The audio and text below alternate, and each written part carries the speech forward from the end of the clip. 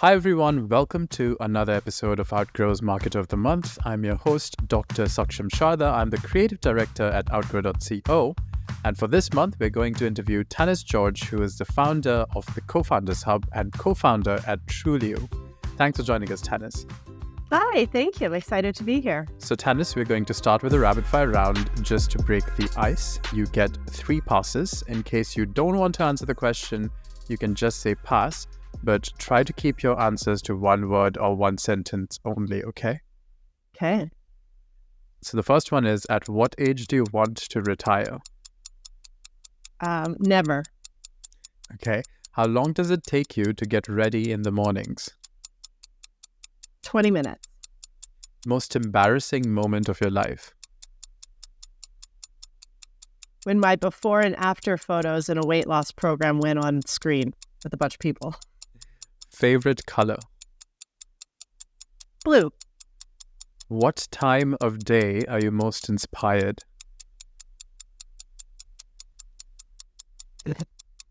Afternoon. How many hours of sleep can you survive on? 10. Fill in the blank. An upcoming marketing trend is blank. Threads. The city in which the best kiss of your life happened. Surrey. Pick one, Mark Zuckerberg or Elon Musk. Oh, Elon Musk. The biggest mistake of your career. Not enjoying the journey as much as I should have. How do you relax? Just sitting and watching the world. How many cups of coffee do you drink per day? 1. A habit of yours that you dislike. Procrastination. The most valuable skill you've learned in life. Say yes to opportunity. Your favorite Netflix show. Oh gosh. I'm gonna pass. That's too much to think. The last song you've been listening to. Brown noise. And the last movie that comes to your mind that had a good impression on you.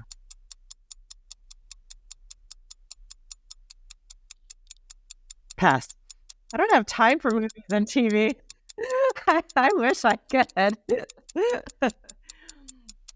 That's the end of the rapid fire round. So we can now move on to the longer questions, which you can answer with as much ease and time as you like. The first one is, reflecting on your own entrepreneurial journey, what role has self-belief played in your ability to overcome challenges and achieve success?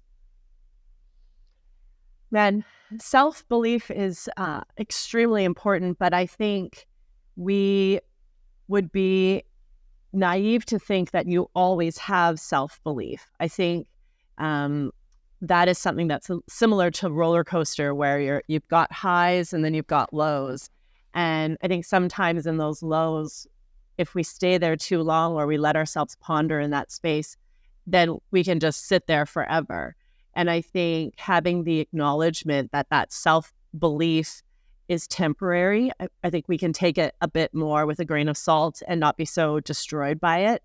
But I think self-belief is important. And I think that's where reading becomes essential, understanding the stories of people who have gone before.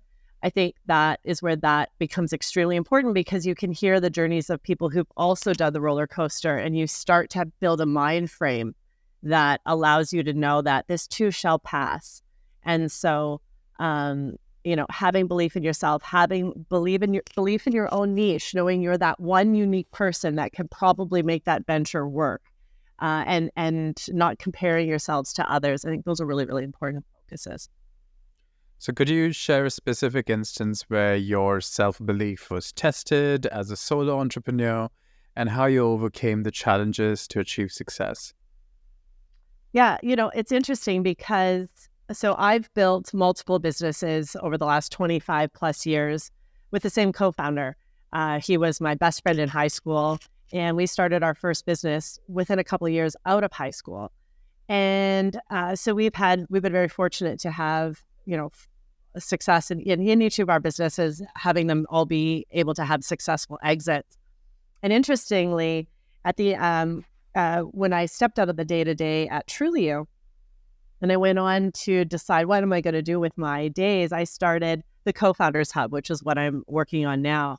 And that was a really interesting shift because for the first time ever, I was building a business solo. Ironically, a business about co-founder partnerships. But it was a question for me to ask myself, hey, you've built all these businesses with somebody. Maybe that's the secret sauce. Maybe you don't have what it takes to do it on your own. And so walking this journey as a solopreneur and slowly starting to see the success that I want to have in this business has really helped with the self-belief. But that too is where I sit I'm kind of in the middle of the ride right now. I'm kind of here. I'm not quite totally doubting myself, but I'm also not fully in 100% belief that I can make it work. But that's the journey. And I think every entrepreneur goes through that. So, so I say right now I'm in that space.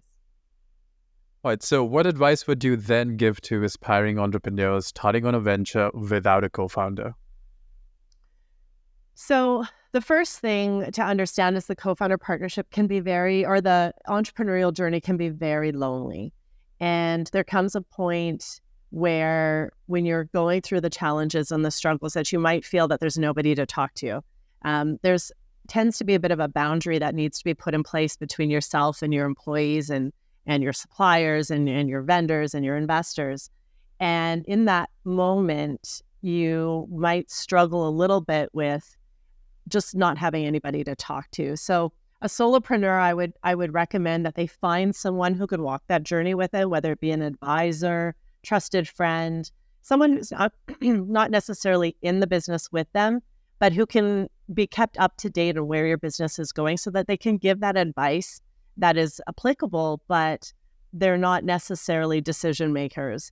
And I think that would be an important key because I think that's one of the biggest struggles that solopreneurs have, where when you're in a co-founder partnership, if it's strong, you have that person to lean on, you have that person to bounce ideas off of.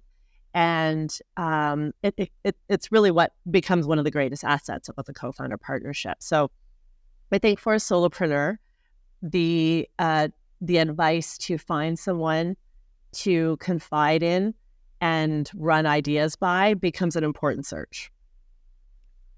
And so on the flip side, what are some of the advantages of being a solopreneur? Well, you don't have to make decisions as a democracy. You get the opportunity to make decisions on your own. I mean, I guess that's where self-belief becomes really important. If you really need to understand what you bring to the table, what you're working on, have confidence in your decisions. So if that's something that you really struggle with, then it might be valuable to find a co-founder or a trusted executive on your team that you can lean in on. But obviously, not having to split your equity, there's some real practical advantages to having a co-founder. But being a solopreneur. But the other advantage is not having to navigate the intricacies of the relationship, the human component of a partnership. That is the piece that tends to break down and be destructive. So not having to deal with the emotions and the uniqueness of another individual can be an asset, also a disadvantage. So what do you think led to the entire rise of co-foundership? Because when do we really start seeing the immense burgeoning of co-founders in the tech scene? Does it coincide with the SaaS boom? Where does it come from? Yeah, it's interesting because I think even just the term co-founder versus say business partner in a traditional, when I interview business partners in different industries, that's the terminology they use. But in the tech space, we use the term co-founder. And I think as we delve into innovation and disruption, that is where you have this uniqueness of where a co-founder would take place. It's when you think of an idea that has no comparables. And I think in tech, that's where that shows itself the most. You know, in a traditional business, yes, there's multiple accounting companies, construction companies, restaurants. There's things to take advantage of. But really founding a company, I think, comes from innovation and disruption. So I think just so the growth of the technology industry would have been where that co-founder terminology really began to grow. And like I said, it's unique to the tech space. There's a bit of a change in that definition from co-founder versus business partner. It's subtle, but it's there. So as the founder of the Co-Founders Hub and the author of the Co-Founders Handbook, could you share some key insights or lessons you provide to aspiring entrepreneurs who are seeking these co-founder partnerships? So I think the first thing to ask yourself if you want to be in a co-founder partnership is, are you that personality type that can handle it? I've interviewed and spoken with many people who don't have those personality traits. I say they don't necessarily play well in the sandbox. And so, really doing that reflection work on yourself, asking who am I? And will I do well with a partner? The other thing to consider is the type of business that you're building. Sometimes if the business is straightforward, if you're already a key expert and you're the sole functioning person in that business, maybe you don't need a co-founder. And so that would be something to reflect on. What kind of business am I building? But at the same time, if you are looking for a co-founder or you think you need one, then it's more than just looking for a skill set. Say you're opening a restaurant and you're a restaurateur. You know, a lot of times people think, oh, well, then I need a chef as my business partner. And I think that's a real simplistic way of looking at it. Even in the tech space, I get often asked by entrepreneurs, oh, I need a tech co-founder. And I usually want to dig a little deeper in that, because sometimes the skill set, it's important, but it may not be the key thing. Maybe you need somebody who's malleable, who's able to be quick on the draw. If you're building a business that maybe you want to grow and exit quickly, then you might be more important to find somebody who understands that tight time frame and is willing and able to put something quick and hard into it. And maybe you hire a skill set. So there's really a lot of self-reflection on yourself and your business model to decide what that business partnership is. As a matter of fact, we're building a product at the Co-Founders Hub that is a self-assessment. And that's exactly what it is. It's like 140 questions to walk through and really paint that picture of yourself and who you need to be looking for as a partner. Are there any particular psychological models that you go into in this assessment? Are there is there a particular formula that you're using that you want to talk about? Yeah, so we're working right now with a professor at the University of Oregon to really tailor a personality assessment that allows you to look at your personality through the lens of a co-founder partnership. And again, it's really understanding what those traits might look like in your business and which ones are essential to help your business succeed. Again, you might find somebody who needs to be steady on the ship, an executioner who can take a particular task and see it to the end. Or maybe you need somebody who's able to work on something and then pivot in a heartbeat. So these are some important personality traits that might be unique to that business partnership. So we work through that, including questions about your conflict style. What is your learning style? These are really, really important to identify early in the partnership so that when you're trying to communicate, which is the foundation of a strong partnership, that communication can be specific to the 2 or 3 or 4 individuals in that partnership. And so we really take what is maybe common assessments that you would find, but throw them through the lens of a partnership and how that will allow your partnership to flourish. So those are some key things there. So it essentially basically sounds like matchmaking, but for founders. It's true. There is a lot of that. There's a lot of commonalities between finding your match in life and also a business partner. The only difference I will say is that in, say, a marriage, the goal is to really make the other person happy, and that sometimes can trump your own happiness. But what I tell co-founders is you need to look at almost like you're married to your business, and the co-founders have a requirement to make sure that the business is the central piece and the central focus.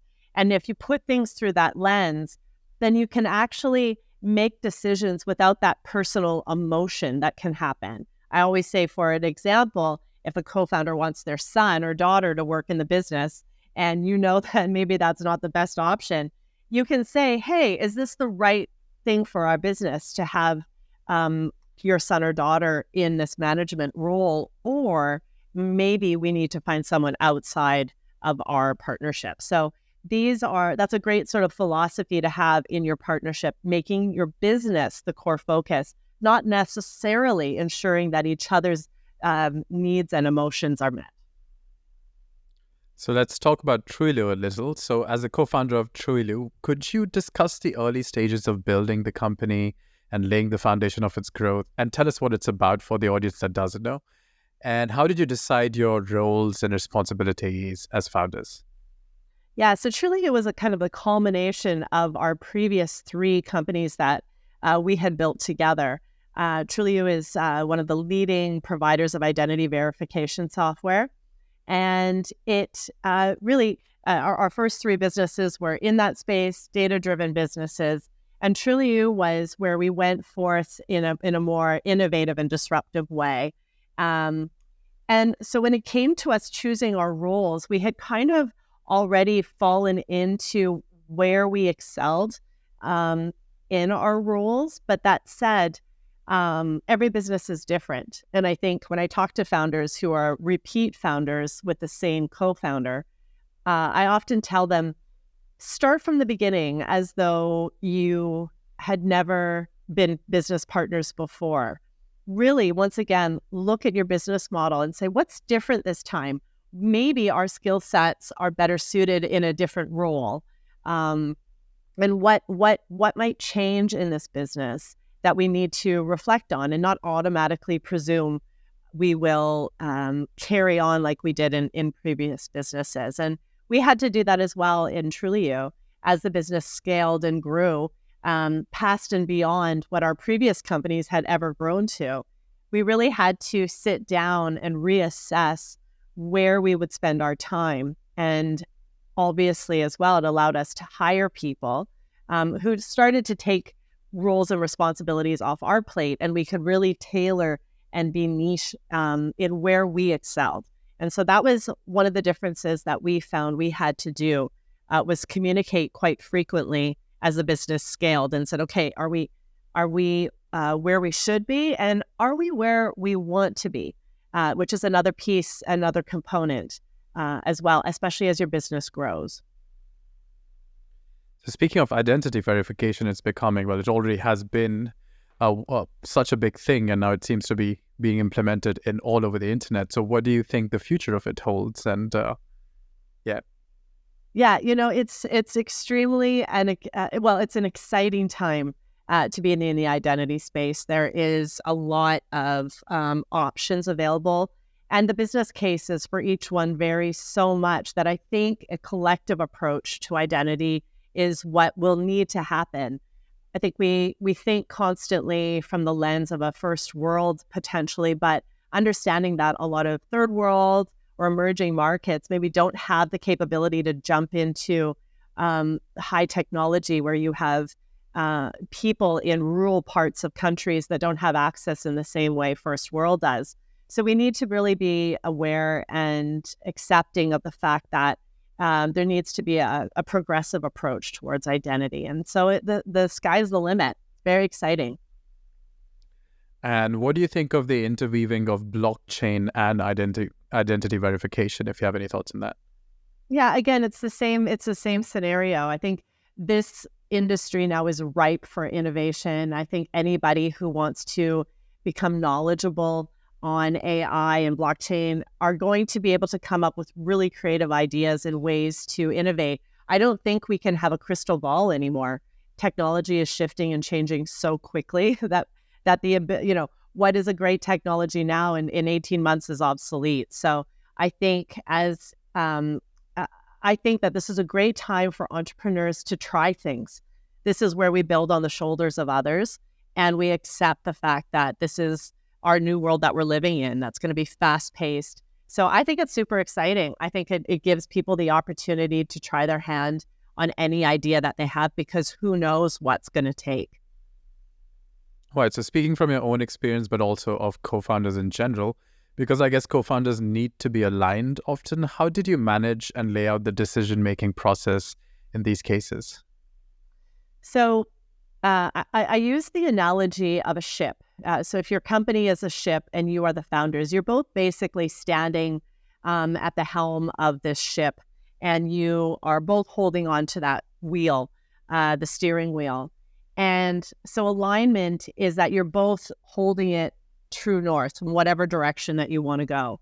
But if founders and co-founders are not talking about not just the plans for the next week, the next month, the next year, if they're not actually thinking about even long-term, looking towards an exit or looking towards an acquisition, then they're going to be pulling on that wheel in a different direction. One might be like, hey, in 10 years, I want to have this company acquired for $1 billion. They're going to make decisions, even in their minds, just about how the company should go. Whereas if the other founder is contemplating, hey, you know what? I'm going to build this to a point in 3 years, and then I'm going to step away from my role and find a replacement for myself.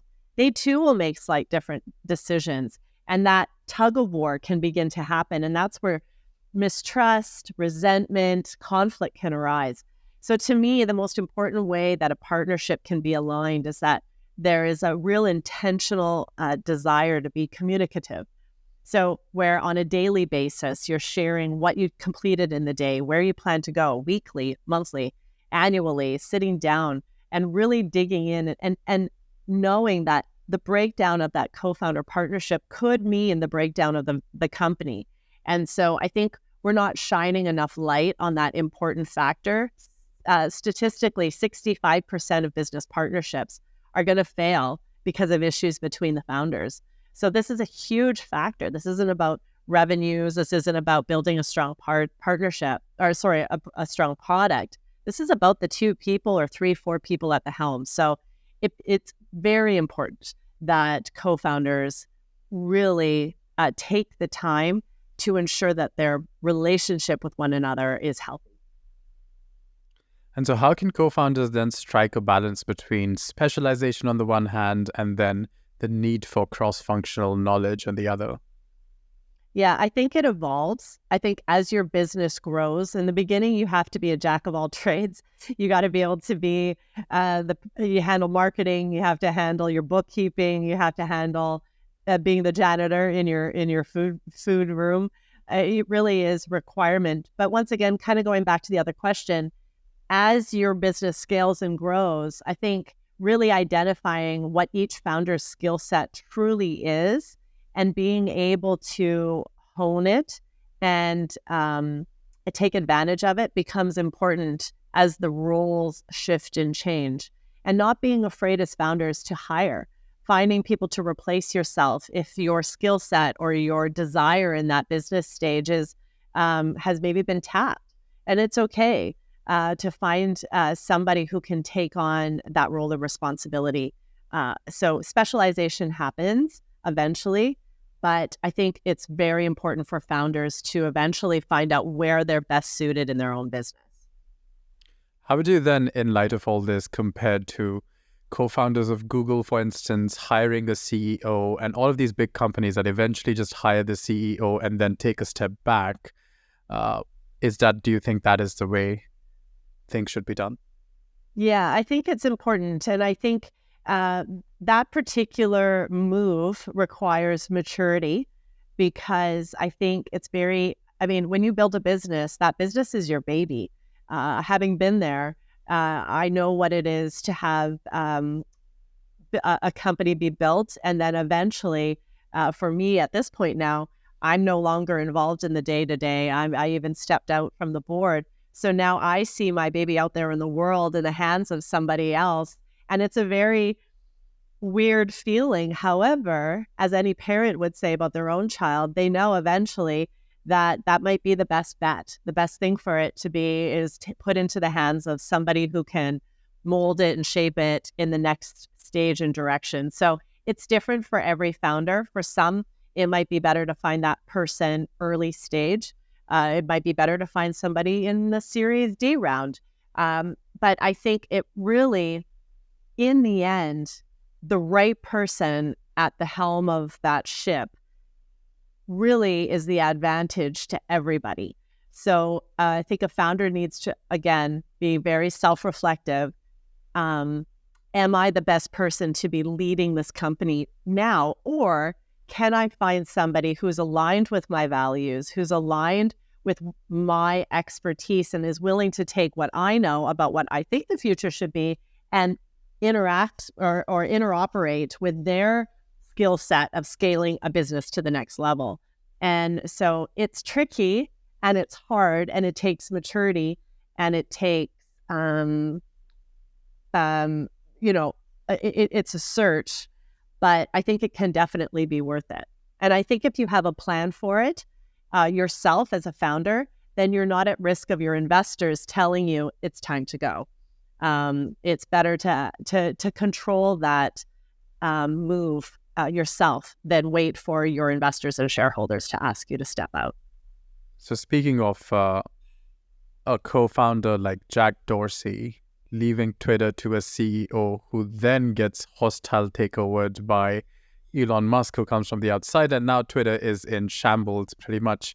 How would you trace this from a co-founder's hub perspective, where this company went from being with its co-founder to a CEO to a hostile takeover acquisition? Or I think it's left to be seen for any business where a CEO will take it.